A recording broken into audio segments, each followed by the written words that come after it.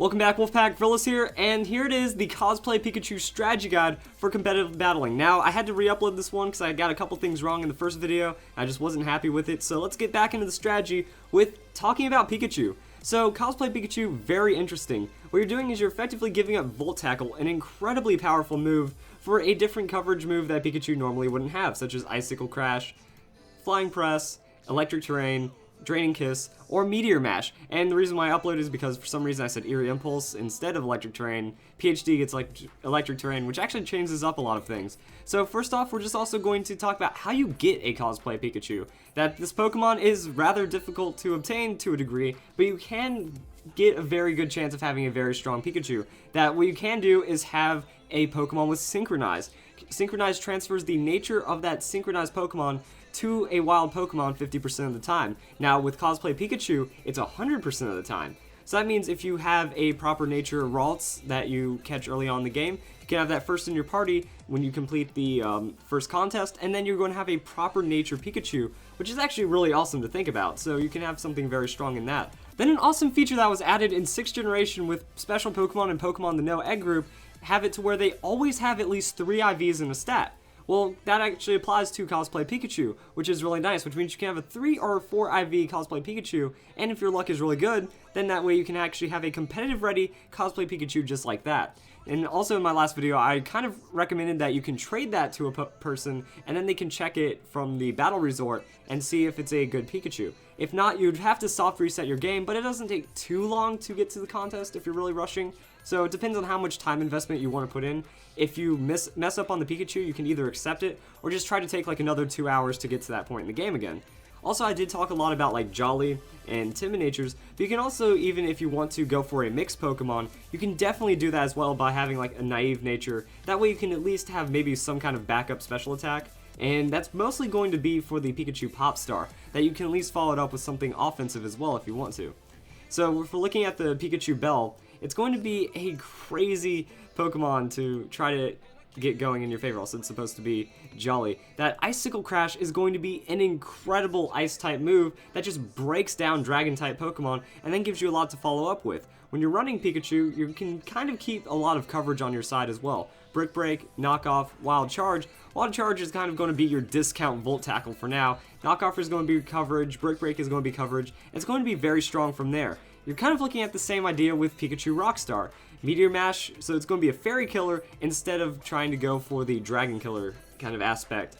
And then when we look at the item set, Light Ball is kind of going to be the only thing Pikachu wants to run. But then we have a problem here. You only have 90 base speed, so you're at very high chance of just getting outsped. So you either need to use Sticky Web to keep Pikachu in a good speed tier, or you can try to baton pass some speed into Pikachu. While you're at it, why not some offenses, and then Pikachu becomes an incredible threat. The main problem about Pikachu though is since it isn't a fully evolved Pokemon, and it doesn't really want to use Eviolite, the defenses and its survivability is very bad. It's a very easy to one-hit KO Pokemon, even with a neutral hit. So it can have some weaknesses in that standpoint, that you're really going to have to make sure it's the fastest Pokemon, so mid-late game, if a lot of your opponent's sweepers are down, Pikachu can really shine, or if you just set it up properly like I just mentioned earlier, and then you just go for the coverage from there. For Pikachu Libre, I haven't really looked too much into it, but Flying Press can feel like a really good coverage, that you're providing flying and fighting as well as all the other coverage that you want to carry, so it can be very strong. And then when I was talking about Pikachu Pop Star becomes a very interesting Pokemon, that if you're running it on just a special attacking standpoint, Pikachu doesn't have a lot of survivability. So you're most likely getting one-hit KO'd, which means Draining Kiss doesn't have a good chance of healing up the damage, since if you're getting attacked, you're already knocked out.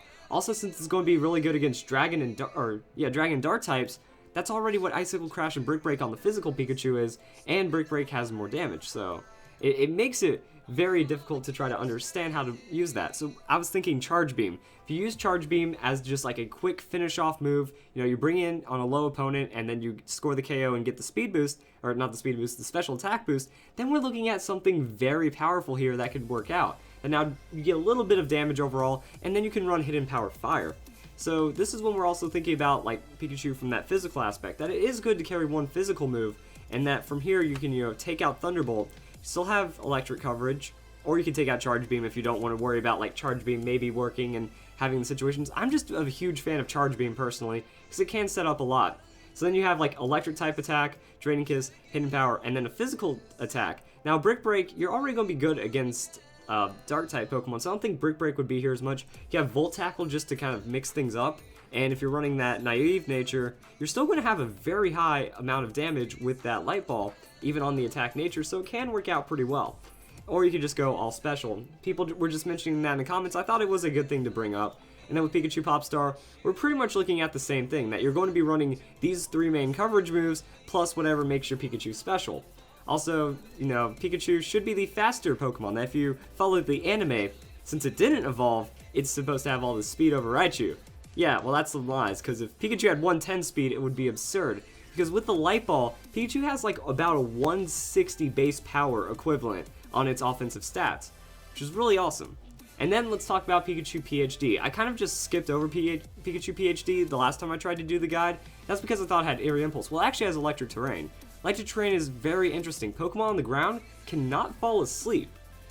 So that actually brings a lot of like strategy involved, that a lot of Pokemon do like to use, or a lot of people in doubles do like to use Spore Amoonguss, or even some kind of Spore, Hypnosis Pokemon, Dark Void on the Smeargle.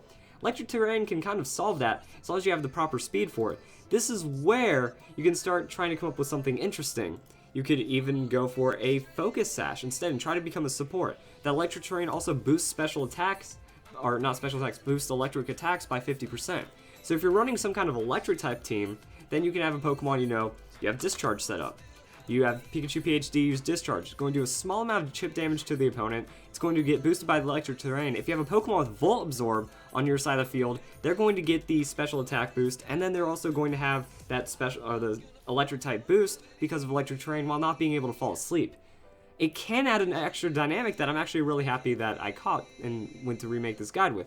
So overall, Cosplay Pikachu is going to be a very interesting Pokemon that it's still very strong. That if you can get over its speed weakness, it has incredible potential with high amount of damage, ridiculous coverage. I mean, look at this. We have Dark, Fighting, Ice, Electric, or whatever other coverage your Pikachu decides to run, and you can hit a lot of things incredibly hard, even as a Pikachu. So it is a very strong Pokemon overall. Just once you can figure out how to get that speed going, like even in doubles, you can try to figure out Tailwind, you know, run Protect. Take off something, I would maybe take off Break. Run Protect into Tailwind, and now you can have a lot of just single target damage that can nuke out a Pokemon really quick. So if you guys enjoyed the video, that's how you use Cosplay Pikachu. Hope you all have a nice day.